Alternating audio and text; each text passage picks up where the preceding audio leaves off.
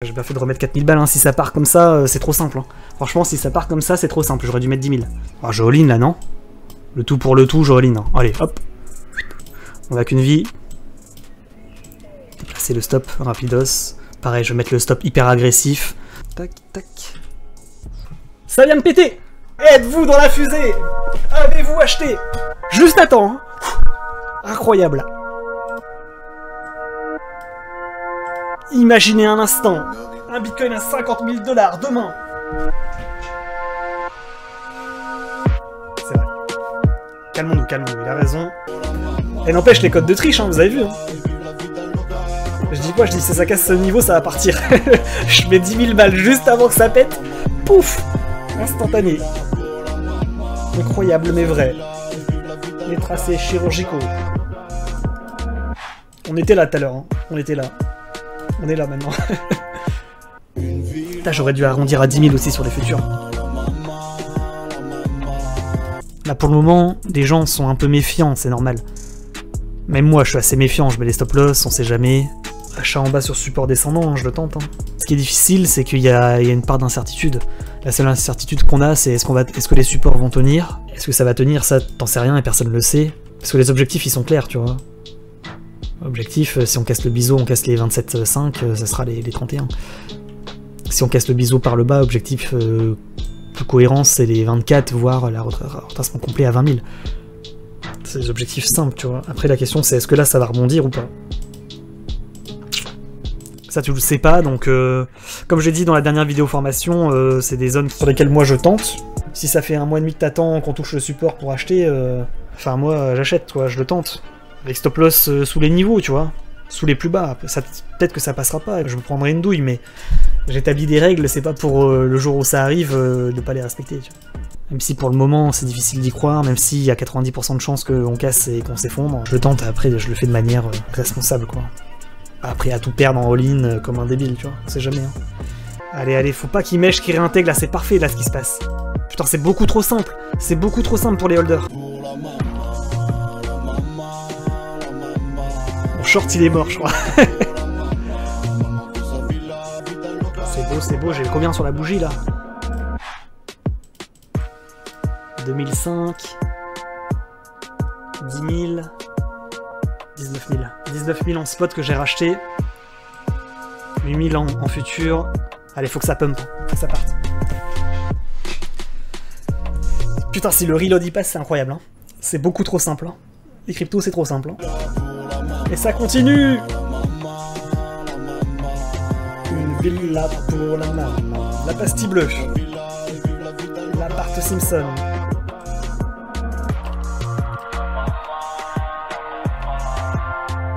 Et je pense que ce niveau-là, c'est le point de convergence. Qu'est-ce que je veux dire par là? Je veux dire que ici, c'est le point potentiellement où ça va être la zone la plus importante. Quoi. En vue 4 heures, hein, pas en vue journée.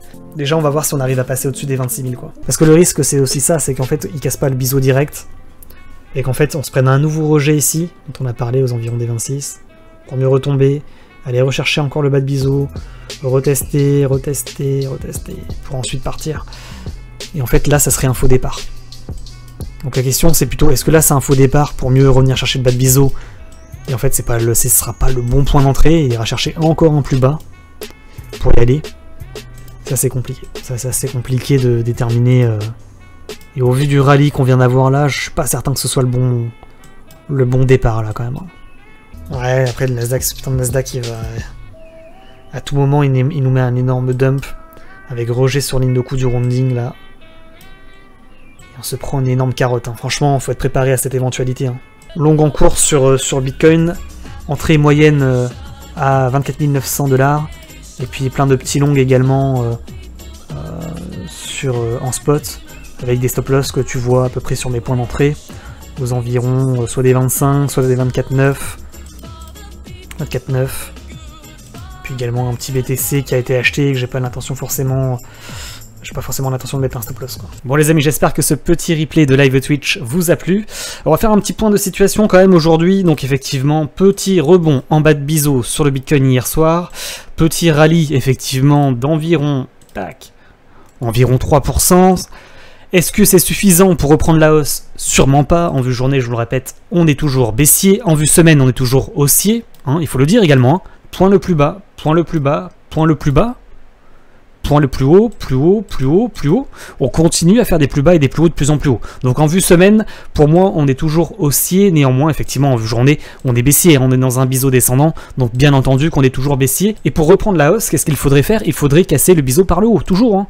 Toujours ce fameux biseau qu'il faut réussir à casser par le haut pour reprendre la hausse. Donc minimum finalement les 28 000 $. Tant qu'on n'est pas repassé au-dessus de la ligne de coude, l'épaule tête épaule, qu'on n'est pas repassé au-dessus de cette résistance, et finalement tant qu'on n'est pas repassé au-dessus des 27 500 $ environ, il n'y a pas de reprise de hausse sur le Bitcoin. Néanmoins, on va le répéter encore une fois, hein, entre le bas de biseau et les 27 500, il y a 11%. Est-ce qu'il faut attendre 11% pour avoir la confirmation de reprise de hausse, ou est-ce qu'il vaut mieux acheter en bas de biseau et tenter le rebond? La question est posée.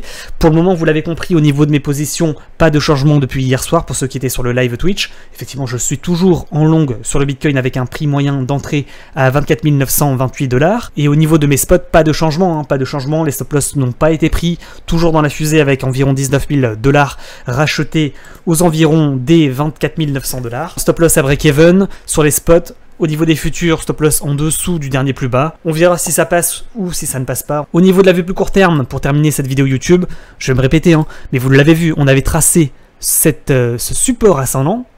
Et vous voyez à quel point c'est magique la technique. On est revenu chercher le niveau, rejet sur le niveau, et là on consolide. C'est un rejet sur niveau, rejet sur résistance pour mieux reconsolider et peut-être mieux retenter la cassure du niveau et pour repartir aller chercher le haut de biseau. Pour le moment, c'est pas tout à fait réussi. Est-ce qu'on va réussir à faire finalement un pump, consolidation, repump pour tenter la cassure et réintégrer?